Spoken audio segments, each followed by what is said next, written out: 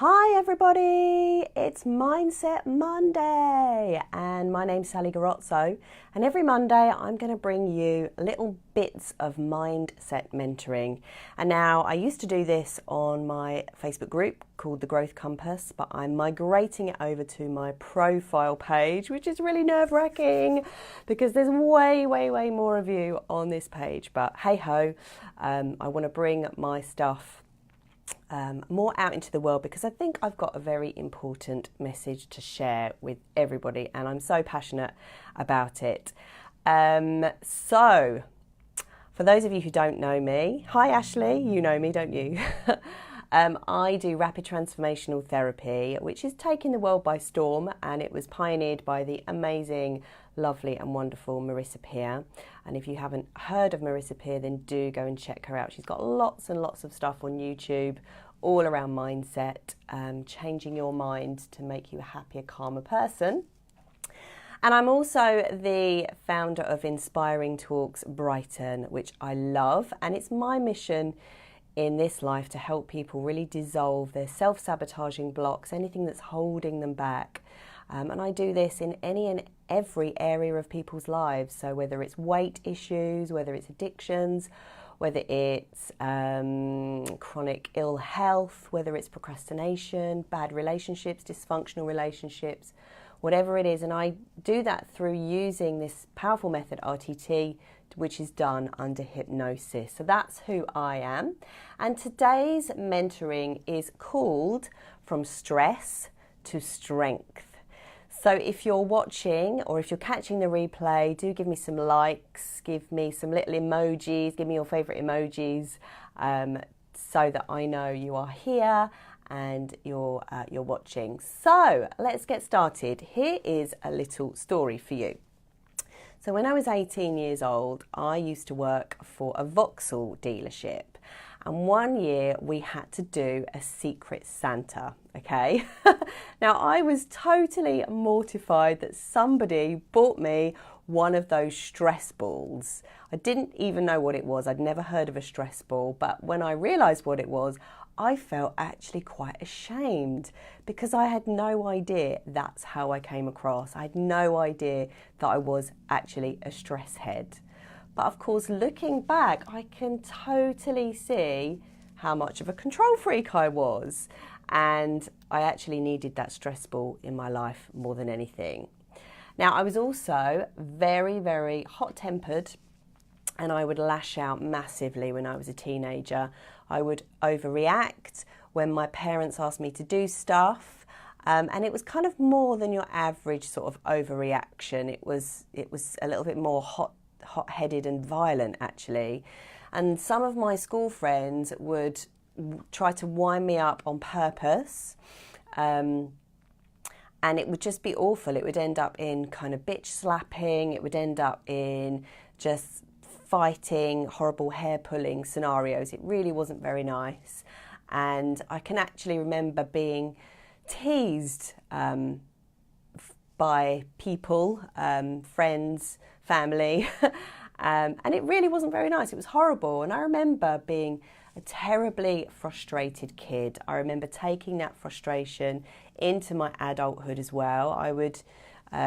I had always had some really nice cars, and I would speed and I would drive like a maniac, and I would tailgate. I'd do these like dangerous maneuvers on the road, and just in every area of my life I would try to be better. I'd try to be sexier.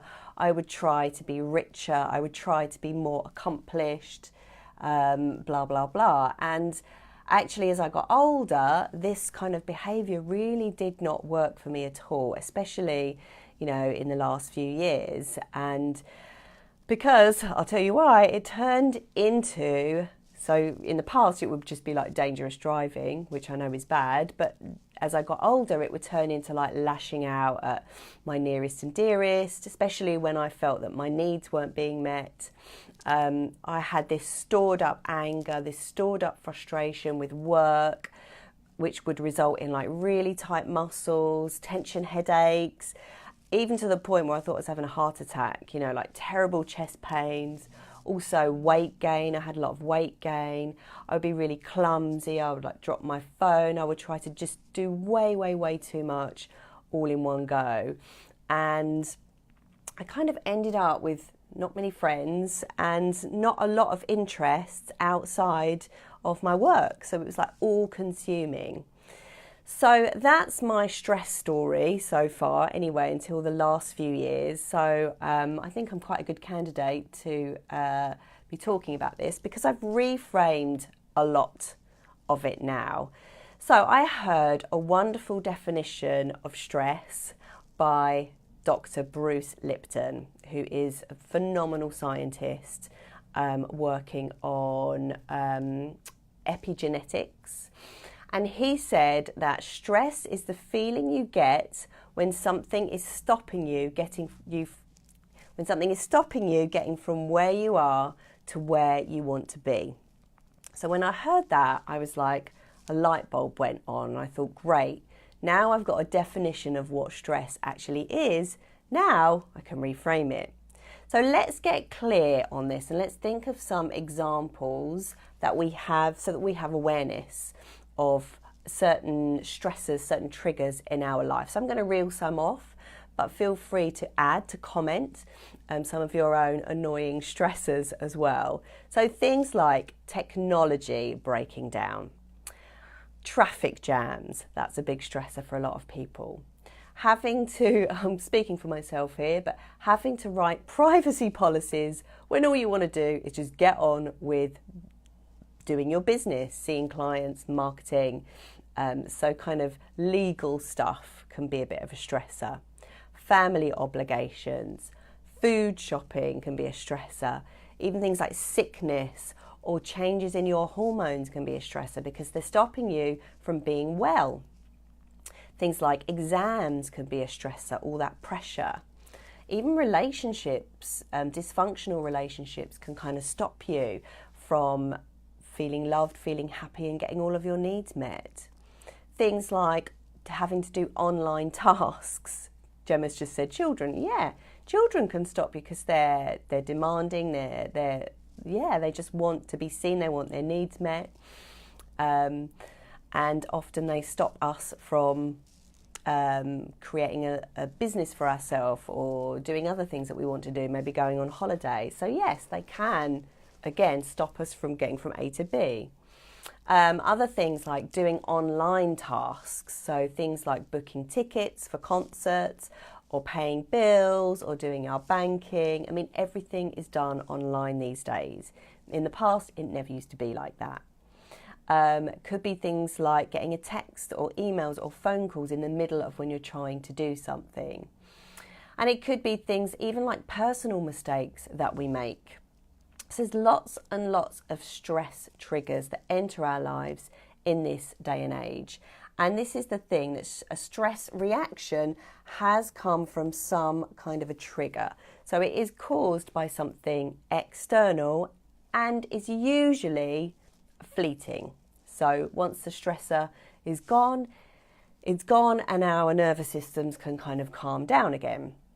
Whereas anxiety is more of a prolonged feeling of nervousness about something that might happen in the future. It's usually irrational, although it can be easily justified by the sufferer in the sufferer's head. So that kind of anxiety, it filters into your everyday life. And because most of us are subject to continuous stress, this ends up like beads. We're threading beads. There's lots of stressor interruptions and it's like a bead, and then we end up with this kind of prolonged stress or anxiety. So that is what actually happened to me. And so I know that it is totally possible to break the cycle before it turns into anxiety, and it is possible to break anxiety as well. So I'm going to tell you how I did it so that you can take inspiration and implement some of these strategies into your life. So here's how you do it. First of all, you have to take responsibility for your own reaction to an external situation, whatever it may be, okay? Pardon me. Now, challenging things will always happen to you, And sometimes, yes, they suck big time, of course. But the more that you can get hold of your own personal reaction, the more chance you will have of breaking that cycle. So taking responsibility for your emotional response, for your reaction to a stressor, is the key to breaking the cycle. It's key number one anyway. The trouble is, when we're stressed, we want to blame absolutely everyone and everything that we can. We don't want to own those feelings that we have because we feel so victimized. And that, I think that's okay short term, maybe, for a minute or 10 minutes or even an hour. But eventually, I really believe that the only long-term solution is to take responsibility. Otherwise, how else are you going to be in charge of your body chemistry? You're going to just discharge all of your power, give away all your power to somebody else. And I can tell you something, that you'll be waiting forever for somebody else to actually change their own behaviour or to fix a certain situation. It's far, far, far easier and quicker to just go with yourself, to take responsibility. So I'm going to give you a few hacks in a moment, but for now, number 2, whether you are an overreactor by nature, or if you've grown into an overreactor, or if you're one of those people that holds on to your feelings, doesn't really express them, and it builds up and builds up and builds up within you just like a pressure cooker, you need to find out why you are the way that you are. This is absolutely key if you want to change your stress response. Because the only long-term solution is to go back to the root cause and understand where or who you learnt your stress response from, okay? Did you have a controlling parent, or an uptight parent, or an uptight teacher, or a sibling that used to tease you, or a close friend that used to tease you? You need to go back to these memories and decode and decipher what happened to you that created your reactions to these external triggers, because without this understanding, you can't really change anything at all. You can try and you might have temporary results, but it won't be long term. Because what happens is, when we're children, we all learn our behaviours from the adults around us, literally by proxy. So if you've got stressy parents, you're going to learn that through osmosis as a kid. You're going to play it out in your adult life, even without realising. Okay, or it might be that some of your needs weren't met as a child, and now that you're older, you're feeling like you have to work really, really hard to earn love, to be more successful, to earn more money, so that you can feel like deep down inside you are enough. And then this pushing all the time is just killing you. It's like stressor after stressor after stressor. You're doing it to yourself. And then when you realise that, you're like, whoa, big realisation. Whatever it is for you, however you respond to stress, you need to understand where it came from. So that, point number 3, once you've understood fully and with emotional intensity as well, because you can know cognitively, but you've got to know emotionally where it all comes from, then you can decide to change it. You can decide to drop it like a red hot brick, because you know that it's not yours. It never was yours in the first place. You learnt it from someone else who really probably didn't know what they were doing. They were victimized as well. So it's then your job to absolutely decide to choose to respond to stressors differently. You can create a new reaction to stressful triggers, and I'm going to show you how I've done it anyway. And of course, I'm not perfect, but at least I have the understanding, and I now have the tools with which to deal with stressors a lot more better, like loads better. So here we go then, from stress to strength. Here are a few of my hacks. So hack number 1.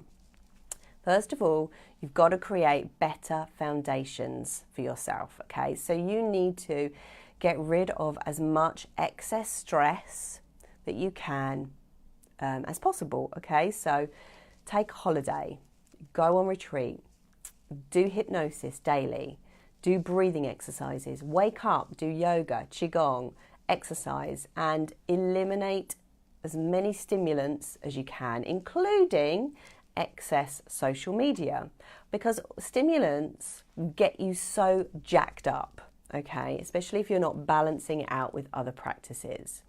And being jacked up takes you away from the present moment. Being jacked up on stimulants catapults you into the future, and that's where all the stress is. The anxiety, the stress, it's all there in the future. And depression is all there in the past. Okay, so where was I? Yes, stimulants jack you up and they take you away from the present moment. And the present moment is absolutely the key to reframing stress.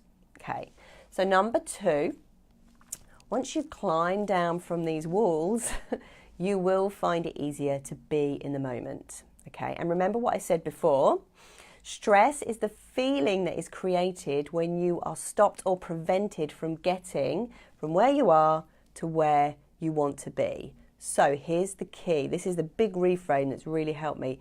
Eliminate the need to get anywhere. Eliminate the need to be anywhere different. If you're not wanting to get anywhere, the trigger can't affect you. So basically I'm saying be in the present moment, even if the present moment sucks a little bit or a lot, okay? Now I know this is easier said than done.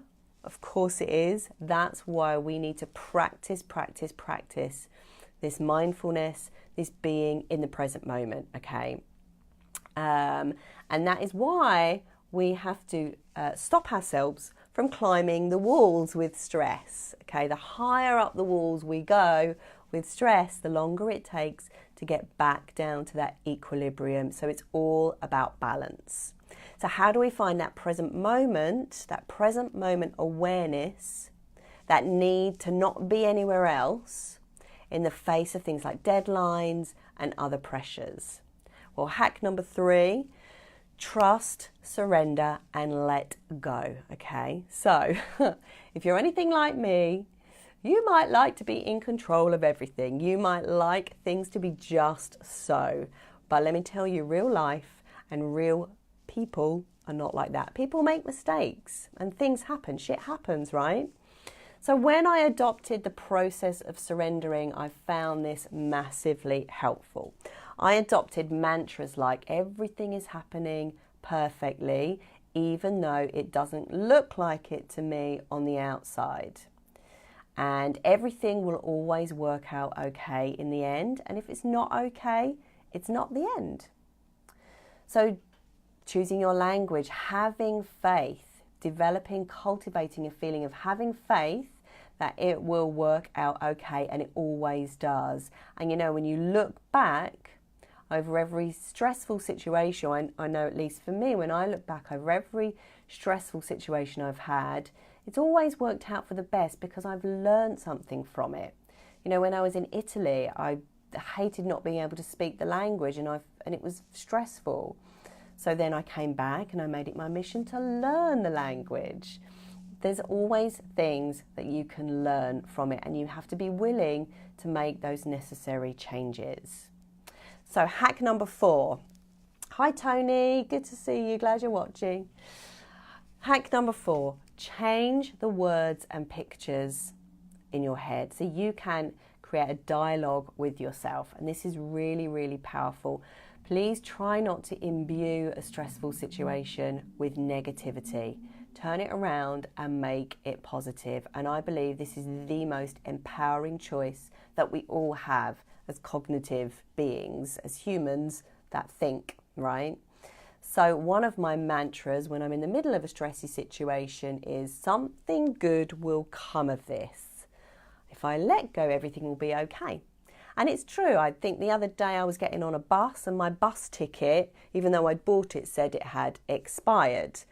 And I couldn't get on my second bus that I needed to get on to meet my friend by 1 o'clock. And there's the interruption. So I had to go into the bus office, and I was waiting ages, and I was going to be late.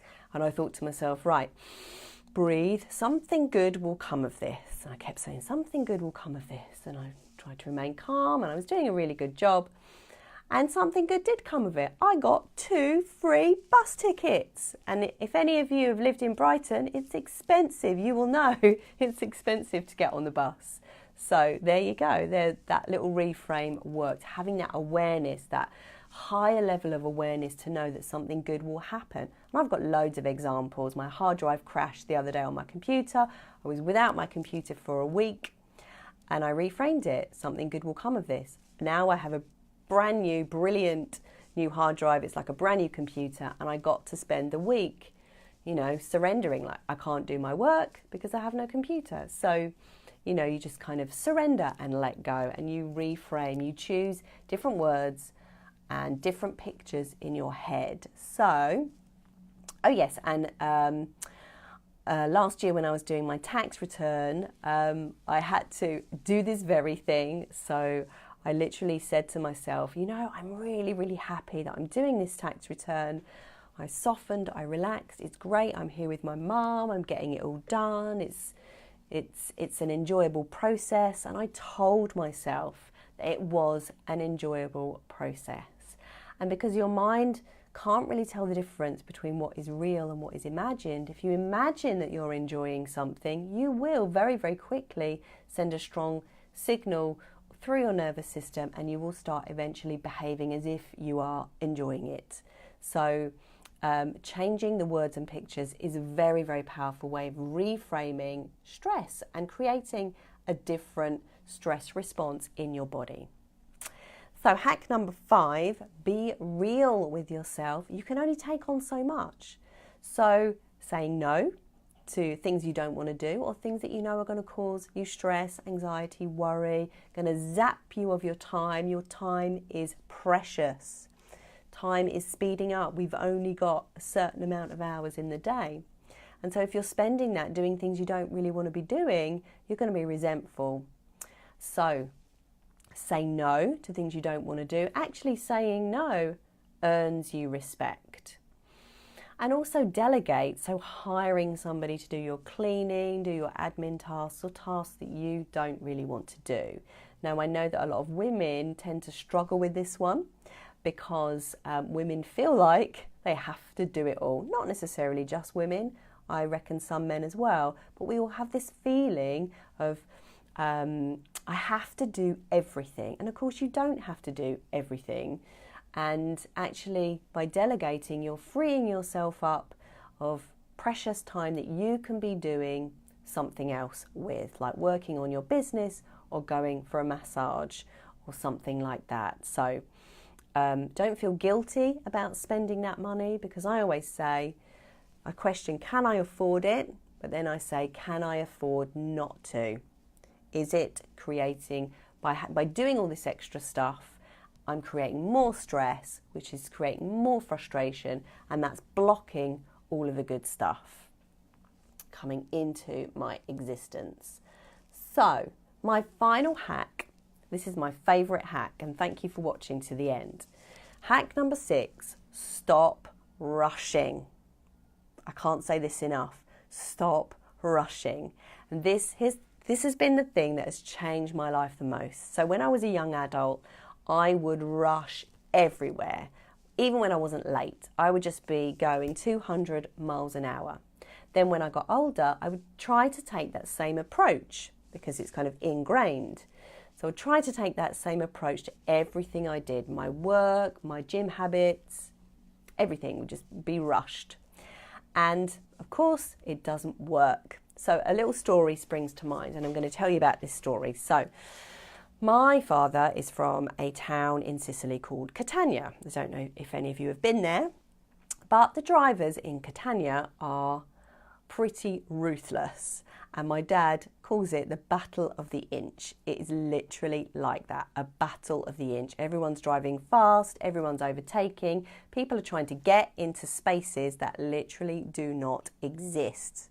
So when I was in the car with my cousin, she was driving really, really slowly, to the point of being a little bit annoying actually. But she was driving really slowly, and what happened was All of the other maniac drivers were just passing her and getting on being their maniac selves, whereas she was just letting them get on with it. And I thought, wow, that is absolutely genius. Let everyone else's stress, let everyone else just be stressed and go, and you plod along, utilizing and being in your own rhythm. Okay, so the crazy thing was, and you've probably experienced this yourself, if somebody is rushing and you're not, you always end up at your destination at the same time anyway. So the person who's trying to get in front of you ain't going to get there any faster. So I think like that in my own life. I'm not going to get where I want to be any quicker, so I might as well just chill out, relax my muscles and stop being so stressy. So I like to think of myself now, this body, this person, I am a no rush zone.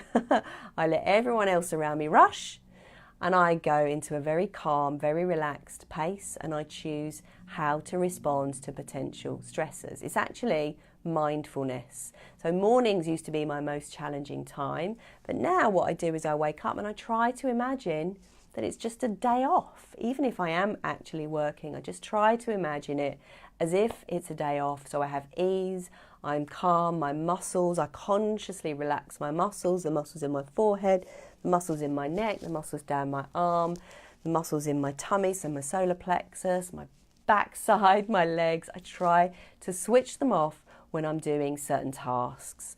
And so having done that, I do feel much better in myself. So that's it then. I'm just going to conclude everything. So number 1, take responsibility for your stress response. Number 2, find out who you learnt your stress response from.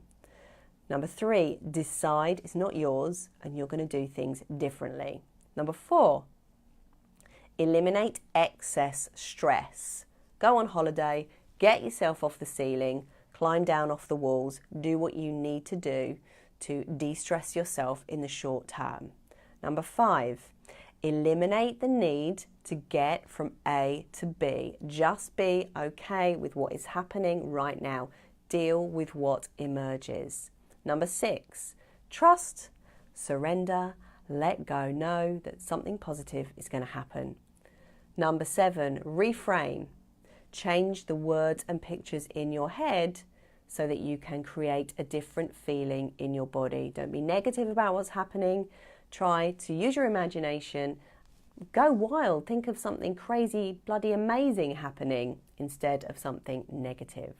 Number 8, delegate what you can. Number 9, stop rushing. Let everyone else go. You stop rushing, go at your own rhythm, and you'll probably find that you'll end up at your destination at exactly the same time, if not before, everyone else who's rushing. It's the hare and the tortoise scenario. So that is all for now. I hope you've enjoyed my Mindset Monday on my personal profile. I'm going to see how it goes. And if you've got any questions, please do pop them in the comments. If you want to contact me personally about anything, just send me a direct message and I'll be happy to answer. I'll be back next Monday with some more mentoring, and that's all. All right. Take care. Bye.